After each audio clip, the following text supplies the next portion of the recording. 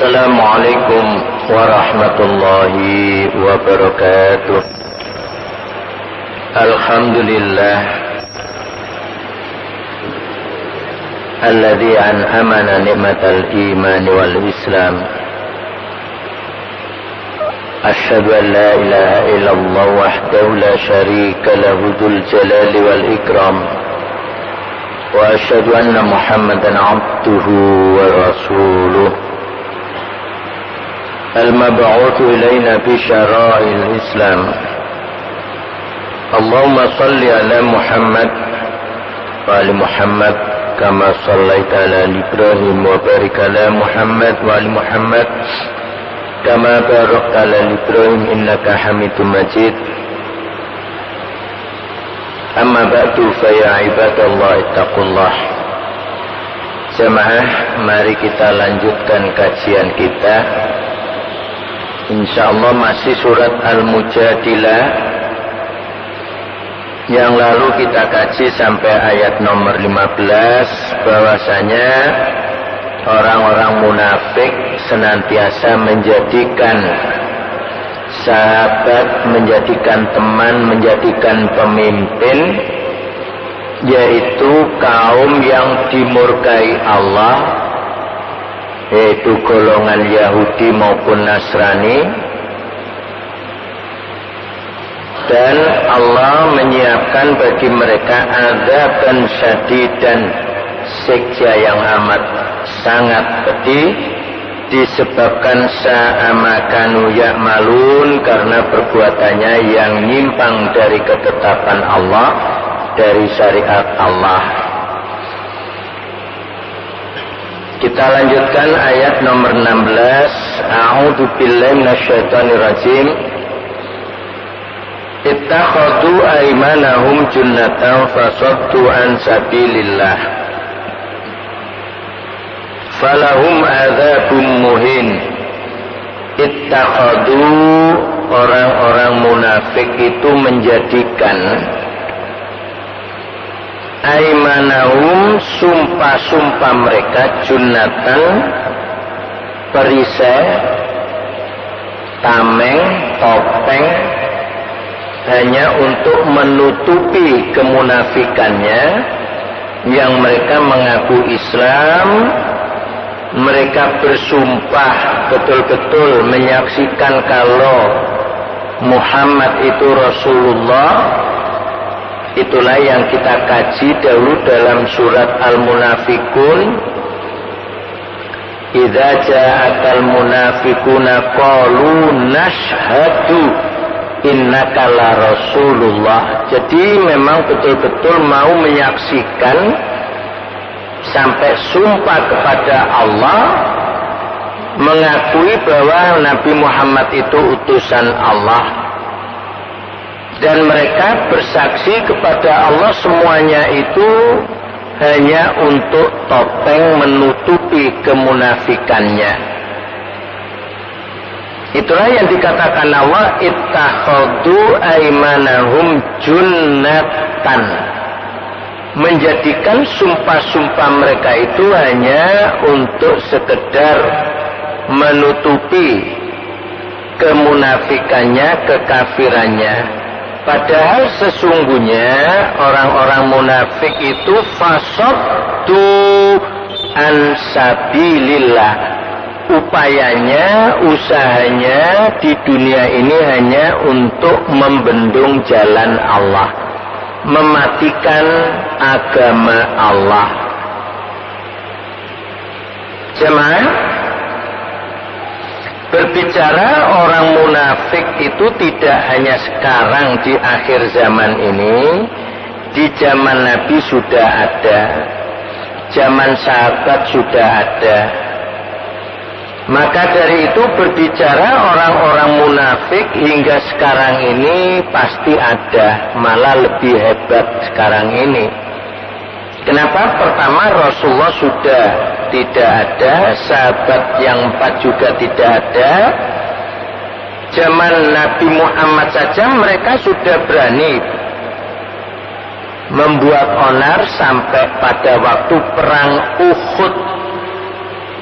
umat Islam banyak yang terpengaruh. Tokoh mereka yaitu Abdullah bin Ubay bin Salul. Saat itu yang dipengaruhi oleh orang-orang munafik kurang lebih hampir 300 orang Islam terpengaruh, tidak mau mengikuti dengan ketaatannya pada Rasulullah Sallallahu Alaihi Wasallam. Itulah dalam sejarah Islam perang Uhud itu kekalahan di pihak Nabi Muhammad Sallallahu Alaihi Wasallam atau di pihak Islam. Disebabkan karena adanya orang munafik ini yang betul-betul mempengaruhi umat Islam saat itu. Bayangkan kalau saat itu aja sudah 300 kurang lebih yang kena pengaruh. Kalau di persentase itu mungkin sudah banyak persentasenya. Lebih-lebih sekarang ini. Maka dikatakan Allah, mereka itu hanyalah untuk menutupi kekafirannya, kemunafikannya dengan sumpah yang betul-betul ditujukan kepada Allah, mereka berani. Maka Allah menjelaskan sumpahnya itu hanyalah dusta belaka. Innahum lakadzibun. Mereka orang munafik itu hanyalah pendusta. Yang jelas Allah sebutkan sifat dan wataknya orang munafik itu fasaddu an sabilillah. Bahasa kasarnya tujuan hidup mereka itu memadamkan agama Allah, mematikan agama Allah. Maka dibalas Allah, falahum adzabun muhin, bagi mereka adalah siksa yang menghinakan.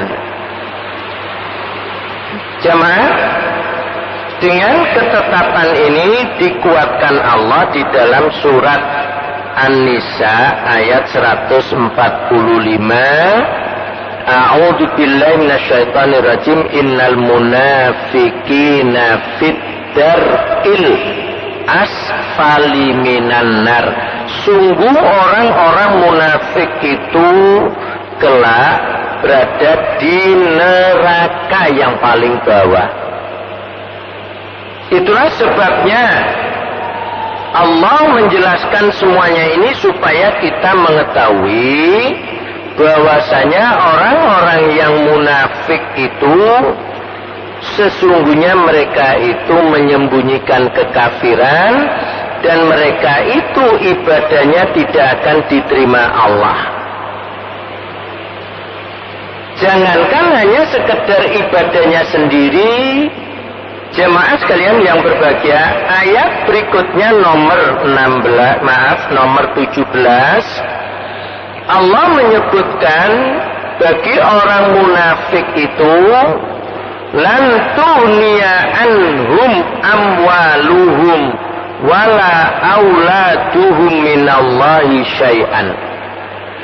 Lan ini menunjukkan kalimat yang betul-betul tidak akan, bahasa Indonesianya.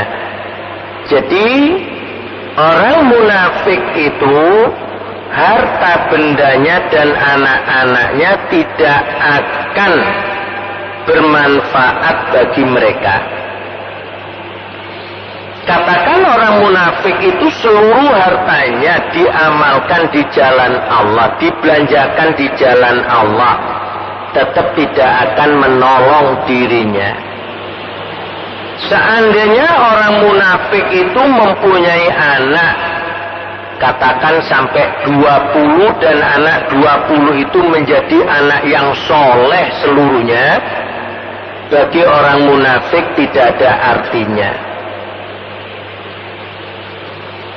Jangankan sekedar anak saja, seandainya 20 itu menjadi anak yang soleh, taat, beribadah, taruhlah semuanya menjadi kiai kalau bahasa sekarang ini, dan masing-masing itu mempunyai pondok besar-besar. Bagi orang munafik yang menjadi bapak anak 20 tadi, tetap tidak ada artinya. Itulah yang dijelaskan Allah pada ayat nomor 17 ini, lan tughniya anhum amwaluhum wala auladuhum minallahi syai'an. Sebab menjadi ketetapan Allah, orang munafik itu harus masuk neraka. Karena ketetapan Allah, amal ibadahnya tidak diterima, harta bendanya tidak diterima Allah bila dibelanjakan di jalan Allah, anak-anak kandungnya pun biarpun menjadi anak yang soleh juga tidak akan diterima doanya untuk mendoakan bapaknya yang munafik. Inilah ketetapan Allah yang tidak bisa Allah ingkari. Seperti ini bukan berarti Allah yang kejam atau Allah yang zalim, tidak. Mungkin ada yang terdetik para hati bapak ini, ya, ada unek-unek, Ustadz katanya doa anak soleh itu diterima Allah. Ya, doanya diterima oleh Allah. Tapi kalau bapaknya yang didoakan itu orang munafik, nggak akan disampaikan Allah, bahasa kasarnya demikian. Dan justru sesungguhnya orang munafik itu kalau disolati nggak boleh, dilarang Allah. Biarpun anak kandungnya juga tidak boleh menyolati kalau orang munafik itu meninggal. Mendoakan pun juga tidak boleh sesungguhnya. Yang lalu sudah kita singgung, Allah tetapkan semuanya itu di dalam surat At-Taubah ayat nomor 84. Kejadian itu saat meninggalnya Abdullah bin Ubay bin Salul, tokoh munafik. Padahal saat itu putranya, anaknya Abdullah bin Ubay bin Salul ini mendatangi Nabi, dan Nabi pun juga merawatnya sebagaimana layaknya orang mati biasa, dikafaninya. Tapi setelah selesai semuanya akan disolati, diturunkanlah oleh Allah ayat 84 surat At-Taubah, wala tusolli. Nah, janganlah kamu menyolati ala ahadin mata abadan wala takum ala qabrihi innahum kafaru billahi wa rasulihi wa matu wa hum fasikun. Menyembayangkan atau menyolati orang-orang yang munafik. Sebab orang munafik itu adalah orang yang kafir kepada Allah dan Rasulnya. Dan janganlah kamu berdiri di kuburnya untuk mendoakannya. Sesungguhnya orang-orang munafik itu mati, dan mereka itu juga tergolong orang fasik. Dalam ketetapan ini sesungguhnya orang yang munafik, orang yang fasik, kalau meninggal tidak boleh disolati. Itu larangan Allah. Ulaika ashabun nar hum fiha khalidun. Mereka itu orang-orang munafik adalah ashabun nar, penghuni neraka. Hum fiha khalidun. Mereka kekal selamanya di dalam neraka itu. Pengertian kekal ini ya selama Allah tidak mengambilnya, menyelamatkannya, ya tetap di neraka. Makanya meskipun tidak ada kata-kata di sini abadan, tetap kekekalan di neraka itu bagi mereka orang-orang kafir, orang musyrik, orang munafik, orang fasik, bisa dikatakan selama-lamanya di neraka. Karena mereka itu sesungguhnya di dalam hatinya tidak ada sedikit pun titik iman. Karena mereka itu adalah orang-orang yang mendustakan Allah, mendustakan ajaran Allah, mengakui iman kepada Allah, tidak pernah melakukannya. Justru disebutkan Allah sendiri, fasoddu an sabilillah. Tujuan mereka itu hanyalah mematikan agama Allah. Oleh karena itu para jemaah, selama hidup di dunia ini mereka orang-orang munafik, orang-orang kafir, orang-orang fasik, orang-orang musyrik masih diberi Allah kelayaan hidup. Bisa jadi hartanya banyak, bisa jadi pangkatnya tinggi, bisa jadi keilmuannya. Mereka itu mendapatkan ilmu yang luas, dalam kehidupan dunia bisa membuat peralatan apa saja yang dibutuhkan manusia dalam kehidupannya, mereka tetap diberi oleh Allah. Karena memang Allah sudah menetapkan bahwa siksa bagi umat akhir zaman kita-kita ini sudah dihapuskan Allah untuk siksa dunia. Maka siapapun yang kafir, siapapun yang munafik, siapapun yang musyrik, siapapun yang fasik tidak akan pernah mendapatkan siksa dari Allah di dunia ini. Oleh karena itulah kita umat Islam kalau tidak mengkaji ayat-ayat Allah sering keliru memahaminya, sering keliru menilainya. Seolah-olah Allah memberikan kekayaan yang melimpah ruah pada 4 golongan itu merupakan rahmat Allah. Tidak. Nabi pernah mengatakan, kalau kamu melihat orang-orang yang menyimpang dari ajaran Allah, kemudian Allah berikan kepada mereka itu kenikmatan dunia, itu bukan rahmat, tapi itu istidraj. Jemaah, inilah yang harus kita pahami, karena kalimat istidraj ini tidak pernah kita dengar. Sebutan kebanyakan manusia dianggap dengan harta banyak, pangkat tinggi itu suatu kenikmatan dan rahmat Allah. Padahal tidak demikian menurut Allah dan Rasulnya.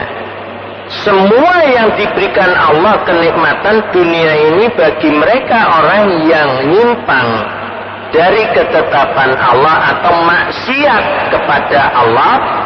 Perlu diketahui, kata-kata maksiat ini bukan sekedar molimo yang kita umumnya mengenalnya.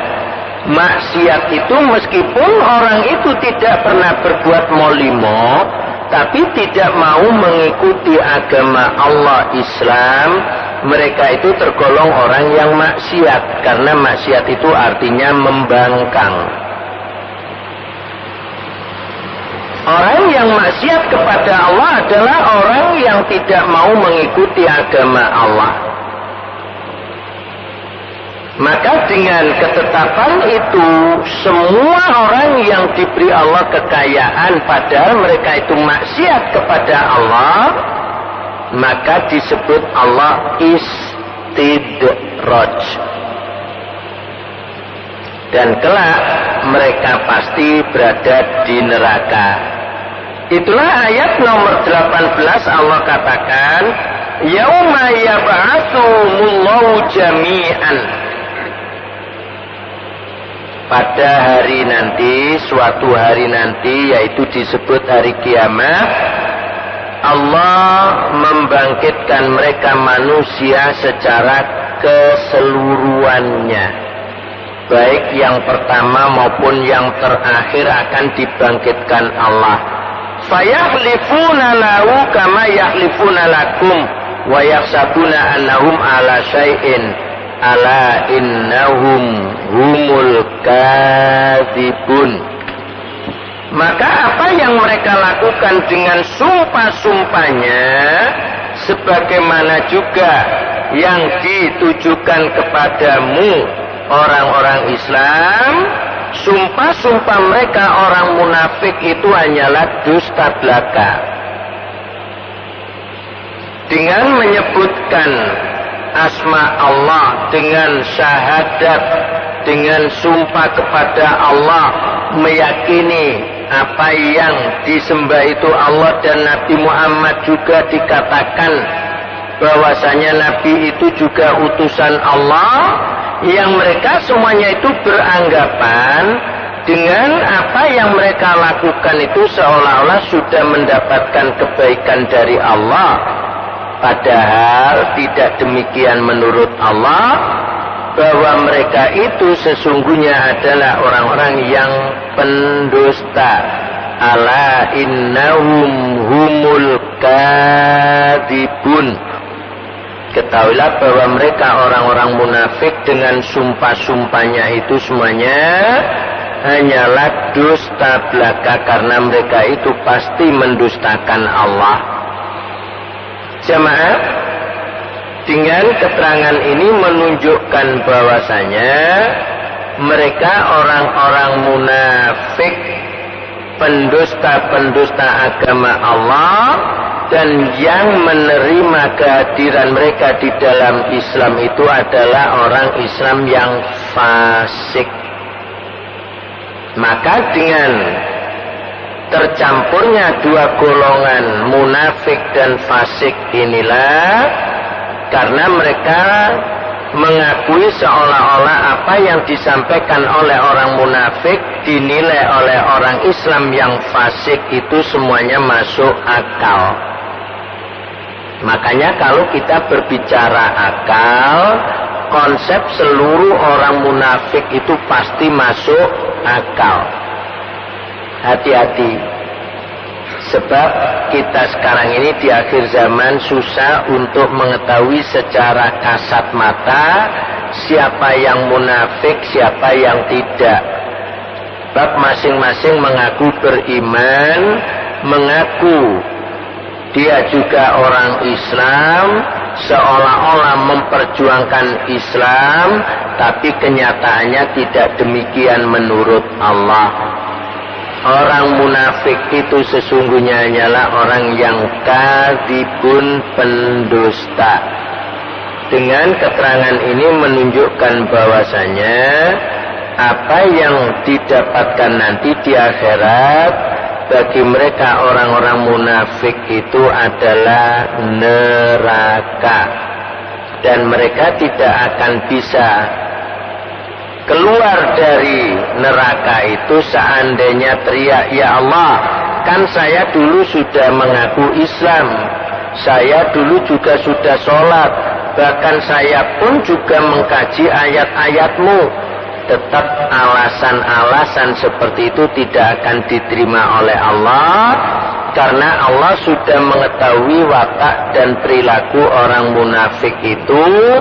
Mereka semuanya akan ditolak disebabkan Allah katakan ala innahum humul kadzibun, sesungguhnya mereka itulah yang benar-benar berdusta kepada Allah. Jemaah, dengan keterangan ini menunjukkan orang yang berdusta itu tidak akan pernah masuk surga. Orang yang berdusta itu pasti masuk neraka. Di dalam surat Al-Mursalat Allah mengulang sampai 10 kalimat yang sama di dalam satu surat. Wailun yauma idil lil mukadzibin, wailun yauma idil lil mukadzibin, neraka kelak pada hari kiamat bagi orang yang mendustakan Allah. Dengan dasar inilah kita bisa mengetahui siapa yang sungguh-sungguh munafik dan siapa yang tidak, karena ayat-ayat Allah tidak ada yang salah. Semua yang disampaikan Allah pasti benar, tinggal kita mau percaya maupun tidak, itulah kembali pada kita masing-masing. Kalau kita tidak mempercayai, jangan-jangan kita sendiri diancam Allah sebagai orang munafik. Na'udzubillah. Oleh karena itu para jemaah, semuanya ini sudah jelas, alasan-alasan mereka sudah disebutkan Allah, karena mereka itulah orang yang menghancurkan agama Allah sesungguhnya. Dalam kehidupan sehari-hari yang dicari hanyalah kesenangan, yang mengikuti hawa nafsu. Bisa jadi mereka itu tergolong orang-orang yang hidupnya yang penting bahagia, yang penting berhasil, yang penting bisa senang dalam kehidupan dunia, tapi mereka tidak tahu akan apa yang terjadi di akhirat nanti.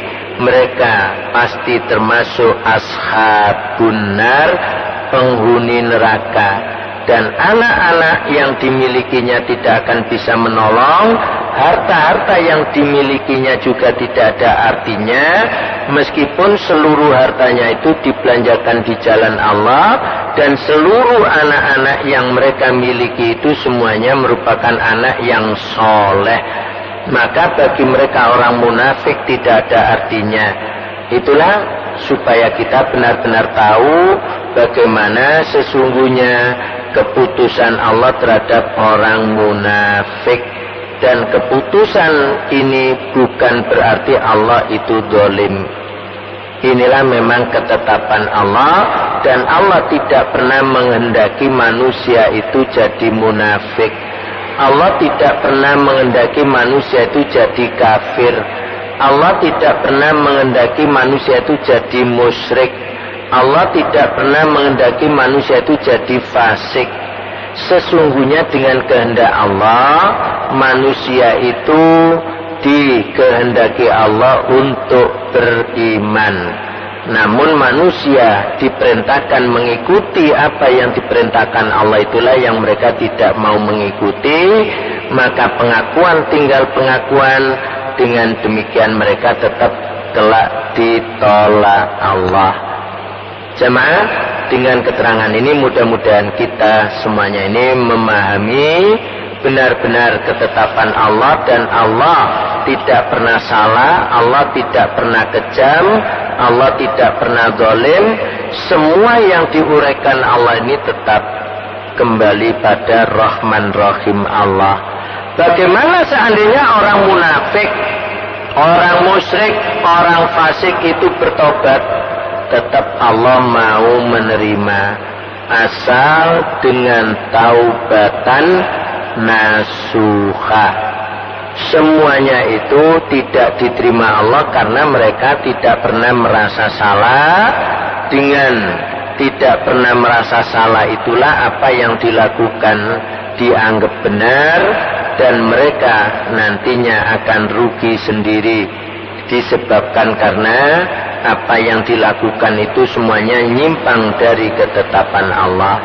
Mudah-mudahan para jemaah dengan keterangan sampai ayat nomor 18 ini, kita menjadi hamba Allah benar-benar mengetahui bagaimana ciri-ciri orang kafir, orang munafik, orang musyrik, dan orang fasik, supaya kita tidak terjerumus dan termasuk golongan mereka. Mudah-mudahan sekali lagi Allah memberikan kekuatan iman kita dan menjadikan ilmu kita ilmu yang manfaat, agar kita mendapatkan ampunan atas dosa-dosa yang kita lakukan. Itulah tanda hamba-hamba Allah yang berbahagia, baik di dunia ini maupun di akhirat nanti. Aku qouli hadza astaghfirullah li wa lakum innahu wal ghafurur rahim. Silakan kalau ada yang perlu disampaikan, monggo. Saya berikan waktu. Dari 3 ayat masih terkait dengan yang kemarin Selasa kita kaji. Apa yang dilakukan oleh orang munafik itu adalah tetap menyimpang dari ketetapan Allah. Monggo silakan. Kalau ada, saya berikan waktu. Saya tunggu sebentar.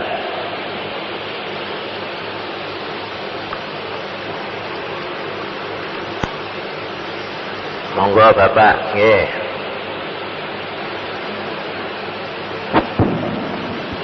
Assalamualaikum warahmatullahi wabarakatuh. Waalaikumsalam warahmatullahi wabarakatuh. Tadi di awal dijelaskan bahwa umatnya Nabi Muhammad apabila ada dosa maka hukumannya akan ditangguhkan di akhirat nanti. Ya. Apabila ada umat Nabi Muhammad berbuat dosa, katakanlah mencuri, sehingga hukuman di dunia dijalankan hukum potong tangan atau dipenjarakan, apakah di akhirat nanti masih mempertanggungjawabkan perbuatan yang dilakukan di dunia itu? Ya. Terima kasih. Assalamualaikum warahmatullahi wabarakatuh. Waalaikumsalam warahmatullahi wabarakatuh. Tetap di dunia masih diberi kehidupan, tetap di akhirat nanti juga akan diperhitungkan. Sebab manusia hidup tidak hanya seperti itu saja kesalahannya, dihitung juga yang lain. Nah, setelah itu Allah menghisapnya itu menimbang. Seperti dalam surat Al-Qari'ah, fa amma man saqulat mawazinuhu fa huwa fi isyatir radiyah. Kalau ditimbang Allah, mantap perbuatan yang baik, maka fa huwa fi isyatir radiyah. Mereka mendapatkan kehidupan yang menyenangkan, yaitu surga. Wa amma man khaffat, kalau amal baiknya terangkat berarti ringan, ummuhu hawiyah, tempat kembalinya hawiyah. Wa ma adraka ma hiya, apakah hawiyah itu? Narun hamiyah. Selama mereka tidak tergolong orang munafik, tidak tergolong orang fasik, tidak tergolong orang musyrik, kalau nanti titik iman di dalam hatinya tidak terbakar di neraka, bisa masuk surga.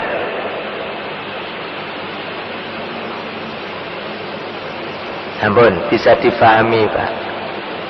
Makanya ada yang mengatakan neraka paling enteng itu hawiyah katanya. Nah, saenteng-entengin neraka itu loh. Allah katakan dibakar kulitnya hangus, diganti kulit baru, dibakar lagi. Surat An-Nisa ayat 56. Innal ladzina kafaru bi ayatina saufa nuslim nara kullama natijat juluduhum badalnahum juludan ghairaha liyadzuqul azab. Jadi pembakaran di neraka itu tidak sama seperti pembakaran mayat di Bali. Napa namanya niku? Ngaben, bot. Tidak sama dengan itu, Pak. Kalau di Bali dibakar jadi abu, abunya dibuang ke laut. Kalau di neraka dibakar, hangus kulitnya diganti kulit baru. Ini pernah ada yang menanyakan, Ustadz, kenapa kok kulit yang dibicarakan Allah?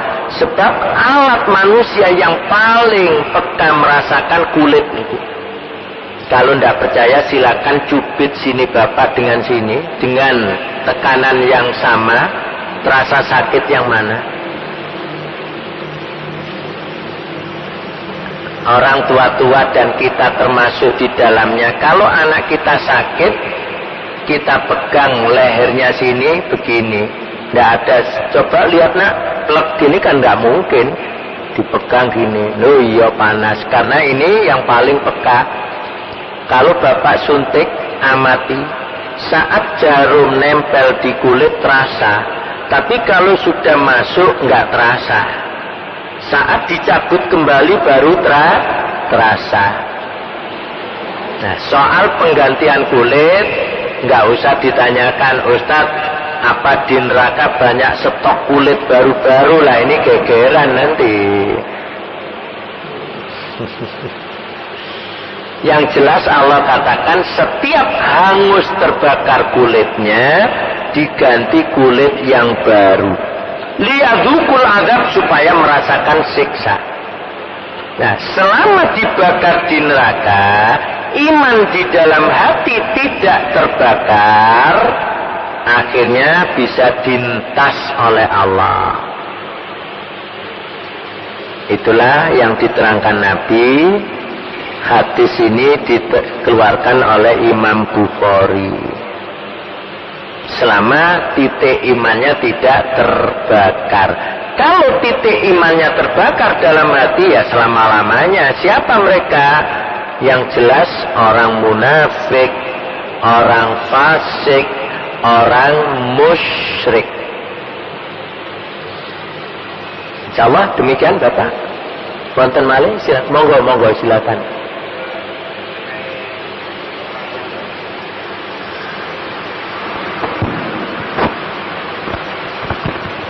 Mengenai hamba Allah yang masuk neraka ini. Ya. Di dalam Al-Quran kan ada satu ayat, saya lupa, tapi intinya itu bahwa orang yang sudah masuk neraka itu tidak bisa masuk surga kecuali kalau ada unta yang bisa masuk lubang jarum. Ini yang benar yang mana? Terus kemudian saya masih bingung perbedaan antara fasik dan perbedaan utama fasik dengan kafir. Ya, Mas. orang kafir, orang yang pertama kali mengingkari agama Allah itu kafir. Siapa mereka? Orang non-muslim itu kafir semuanya, Bapak. Jangan mengatakan orang kafir orang yang tidak beragama, keliru. Orang munafik, orang kafir yang masuk Islam dengan berpura-pura, itu munafik. Orang fasik dari keluarga Islam tapi nggak ngereken Islam, itu fasik.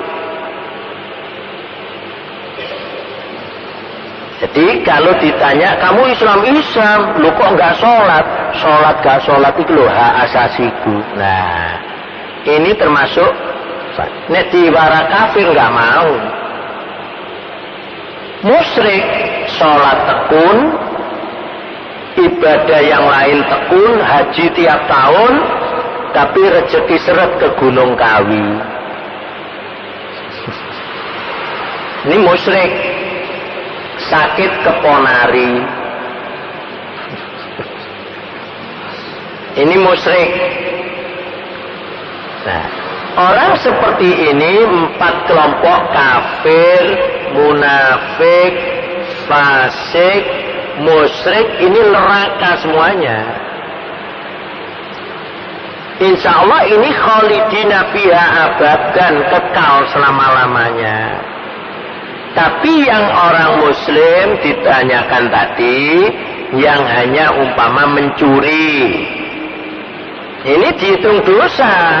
Nanti ditimbang Allah, dosanya lebih mantap, masuk neraka. Selama iman di dalam hatinya itu masih ada, yang menilai iman itu Allah besok di akhirat. Maaf, di dalam tafsir itu banyak dikisahkan tentang orang-orang yang disebut jahannamiyun. Ada istilah seperti itu. Antara orang-orang yang jahannamiyun ini, orang yang hatinya, di dalam hatinya ini masih ada iman, tapi wallahualam berapa tahun di neraka. Itu urusan Allah. Dan itu bersumber dari hadis Imam Bukhari. Siapa yang di dalam hatinya masih ada miskola darratin minal iman, masih bisa diangkat Allah. Yudkhilullahu jannah, Allah masukkan surga. Tapi wallahualam berapa tahun. Dikisahkan di tafsir Ibnu Katsir itu ada bantah-bantahan, taruhlah namanya A dan B. A ini aktif sholat, A ini ngaji juga, B ini blunat, maksiat, nggak sunat, komplit mun. Terus A ini sering mengajak B, ayo B, ikut aku sholat ngaji.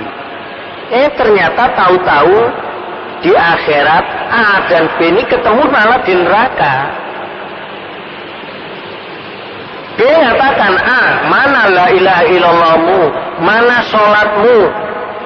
Karuan aku dulu sudah nggak sunat, blunat, maksiat, jadi penjahat. Akhirnya mendengar kalimat dialog ini sampai seolah-olah Allah dilecehkan, mana la ilaha illallahmu.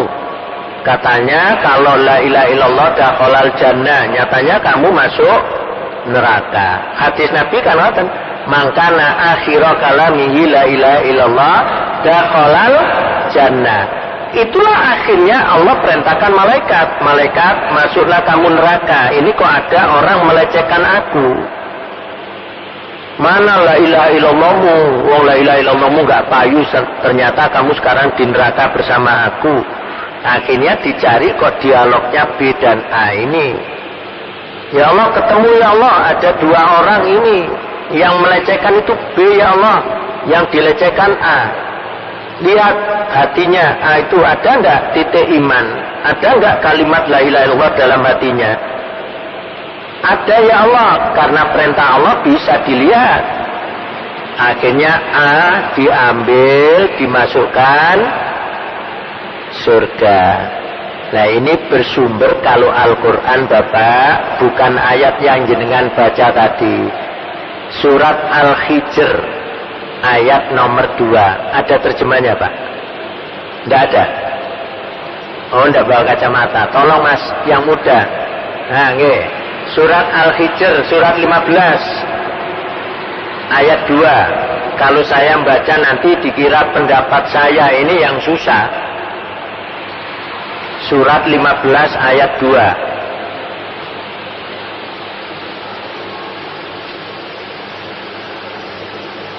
Orang kafir itu kadang-kadang nanti di akhirat menginginkan sekiranya mereka dahulu dunia menjadi orang Muslim. Nah, jadi orang kafir itu menyesal betul seperti B tadi menyesal. Kok dahulu saya ikut A, berarti saya bisa dintas. Lapo biyen gak melok A lah itu. Rubama yawaddul ladzina kafaru law kanu muslimin.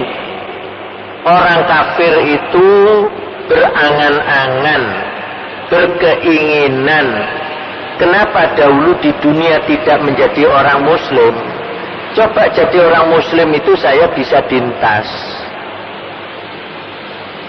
Lah cuman di nerakanya berapa tahun wallahu alam Bapak. Kalau seperti dalam surat Al-Baqarah disebutkan orang Yahudi bahwasanya mengakui lan tamassanan naru illa ayyaman ma'dudat.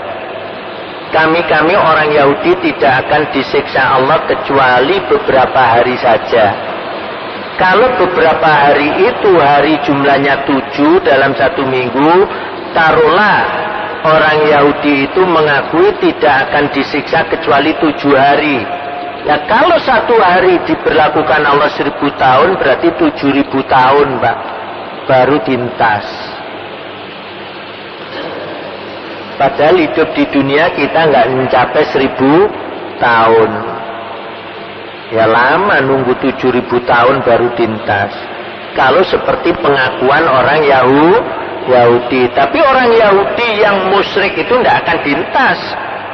Surat Al-Bayyinah ayat nomor 6. Innal ladzina kafaru min ahlil kitab wal musyrikin fi nari jahannam khalidina fiha ulaika hum syarrul bariyah. Sesungguhnya orang-orang kafir dari golongan ahlul kitab Yahudi Nasrani wal musyrikin dan orang-orang musyrik, neraka tempatnya kekal selama-lamanya mereka itulah seburuk-buruk makhluk. Insyaallah ngaten Bapak. Ada lagi, monggo silakan kalau ada. Saya tunggu sebentar. Nggih, monggo, monggo.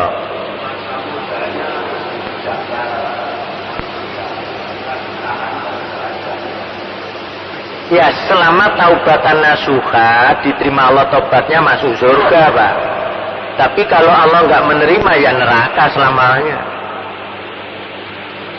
Yang diterima Allah itu taubatan nasuha lah. Kalau saya disuruh menilai ya nggak bisa. Wallahu a'lam. Nah nanti kalau ditimbang Allah berat yang dosanya, ataupun kalau Allah tidak menerima tobatnya ya kekal selamanya. Apa ada? Ada. Tidak semua orang yang tobat itu diterima Allah nanti dulu. Yang dikisahkan orang membunuh 100 orang itu bukan umat Nabi Muhammad. Itu umatnya Nabi Musa. Yang sampai membunuh 100 orang, yang terakhir pendetanya dibunuh. Tapi dikisahkan saat itu masih masuk surga. Nah, oleh karena itu di dalam Al-Quran Allah menjelaskan bahwasanya kalau ada orang membunuh orang, dihukumi membunuh seluruh orang di dunia. Nah ini sudah beda syariatnya, wallahu a'lam. Insyaallah demikian. Nah, apakah kalau tobat bisa diterima? Selama taubatan nasuha. Karena taubatan nasuha itu pasti diterima Allah ya, karena Allah yang menetapkannya. Apakah orang seperti itu bisa taubatan nasuha, itulah yang menjadi masalah. Jangan-jangan malah diobral. Setiap ketemu orang, aku biar ini kalau mateni wong piro ae lah. Ini kan enggak bertobat-tobat. Wah, wong tak pateni saiki wis tobat ya gak gelem lho. Cerita lagu. Oh, apa sih nom kalau aku biar sih nom lah. Ini malah ya enggak ada orang yang jerah. Koyok meremehkan ini bukan tobat. Insyaallah demikian Bapak. Wonten malih, monggo. Nggih. Monggo Pak. Ciri dimaksud dengan subhat itu yang mana? Subhat niku remeng-remeng, Pak. Antara halal haram. Perbuatan yang mana? Ya, kalau perbuatan yang mana? Banyak Bapak, kalau jenengan masuk restoran yang punya orang kafir itu banyak subhatnya. Sudah jelas itu. Meskipun yang dijualnya ayam, tapi kan kita nggak tahu kalau di situ ada minyak babi barang. Sebab yang disebut nun sewu, goreng babi, setelah itu tempe digoreng, bekasnya gorengan babi, ya jadi tempe cap babi. Ini kan syubhat ini. Maaf, seperti itulah yang sering terjadi, kita nggak selektif. Ataupun juga ayam-ayam yang dipotong di pasar-pasar, penyembelihannya benar, tapi cara mencabuti bulunya sekarang dengan alat itu tidak menunggu meninggalnya. Ini yang saya ketahui dari seorang ibu jamaah pengajian, melihat sendiri. Akhirnya mengatakan, loh mas kok ngono carane mas? Bu, saya ini nyambut gawe bu, nek ngenteni mati ini sedina oleh piro saya. Jadi begitu sembelih langsung masukkan. Nah ibu ini karena dia ngeyel, dah ayam saya disembelih dengan baik, biarkan mati. Kalau kamu minta ongkos tambahan saya tambah. Akhirnya setelah itu tidak mau ke situ lagi. Nah ini haramnya itu di situ. Begitu disembelih kan masih hidup, masukkan situ, dicabuti itu. Padahal seharusnya harus ditunggu dulu sampai meninggal. Jadi meninggalnya itu karena disembelih. Halalnya ayam kan disembelih itu. Iya itu kalau ditekak kan sama mati juga. Tapi kalau ayam ditekak itu halal apa enggak nantinya? Nah, itu termasuk syubhat Bapak. Kalau kita ke pasar-pasar sekarang ini. Nah, kita enggak boleh terus wes pokoknya acuh saja pura-pura enggak ngerti. Wong sering berita-berita itu kita dengar kok malah pura-pura enggak ngerti. Hati-hati. Nah, kan kita harus selektif. Insya Allah demikian Bapak. Monggo Pak. Saya pernah membaca bahwa surga dan neraka itu sudah ada sejak diciptakan alam semesta. Ya, terus? Pertanyaan saya, apakah surga dan neraka itu sekarang sudah ada isinya? Karena dalam Isra dan Mi'raj itu Nabi kan melihat penghuni surga, penghuni neraka, terutama neraka banyak isinya wanita dan sebagainya. Ya, Bapak, kalau soal dihuni belum. Tapi kenapa Isra Mi'raj Nabi Muhammad kok bisa mengetahui itu? Karena Allah yang menunjukkan Bapak. Jadi meskipun belum dihuni, Allah kan tahu ini bakal orang di neraka. Nun sewu, insinyur gambar rumah mulai awal sampai finishing. Setelah rumah itu ditayangkan di televisi koyo omat temenan, padahal itu gambar. Kalau Allah yang menghendaki bisa Pak. Betapa mudahnya Allah menunjukkan ikilomat swarga, ikilomat neraka. Nah, nek wong nang neraka mat disiksa. Terus diberitahu oleh Allah besok sing paling akeh umatmu itu mlebu neraka wong wedok. Lah kan tahu juga diberitahu oleh Allah. Sesuatu yang gaib tidak ada yang tahu kecuali Allah. Dan Allah bisa memberitahu kepada Rasulnya. Nah, itu kehendak Allah Isra Mi'raj, bukan kehendak Nabi. Makanya Isra Mi'raj disebut mukjizat. Nah, kita kalau berdasarkan akal nggak mau menerima Isra Mi'raj, makanya Nabi tidak menjelaskan dengan panjang lebar tentang yang gaib, dikhawatirkan malah nggak diterima Pak. Karena saat itu mereka dalam pengetahuannya masih dangkal. Muhammad wis gendeng sing diomongno luar angkasa lho, tambah nemen mana gak dipercaya nanti. Nemu pirang perkara kok cerita langit ketujuh, langit satu. Apa kendaraan Muhammad lho malah begitu. Jangankan mereka dahulu, wong sekarang aja banyak orang tidak percaya mukjizat juga. Insyaallah demikian Bapak. Karena Allah yang menghendaki akhirnya bisa mengetahui, dan itu semuanya pelajaran bagi kita yang dijelaskan Allah dan Rasulnya wajib kita percayai. Kalau tidak ada penjelasan dan sumber hadisnya tidak kuat, kita tidak boleh percaya. Seperti istilah gambaran buruk, digambarkan badannya jaran, kepalanya wanita. Lah ini keliru.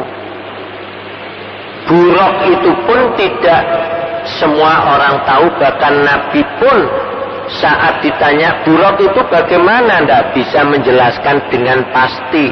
Nabi hanya memberikan gambaran, lebih kecil dari kuda, lebih besar dari keledai. Sampun? Nah, itu yang perlu kita harus hati-hati.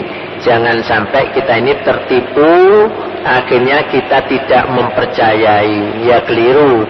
Kita wajib percaya mukjizat. Dan tentang Isra Mi'raj ini yang tahu persis hanyalah Rasulullah, dan Rasul tidak menguraikan secara detail masalah yang gaib hanya oleh Isra Mi'raj adalah sholat. Itulah yang Nabi sampai wafatnya pun berpesan as-sholata, as-sholata, as-sholata wa ma malakat aimanukum. Sholat. Kenapa kok sholat? Karena sholat yang pertama kali kelak dihisab Allah. Mudah-mudahan Allah menghisab kita dengan hisab yasir, dimudahkan Allah untuk mendapatkan surga. Akhirnya kita menjadi golongan hamba Allah yang berbahagia di dunia ini maupun di akhirat nanti. Assalamualaikum warahmatullahi wabarakatuh.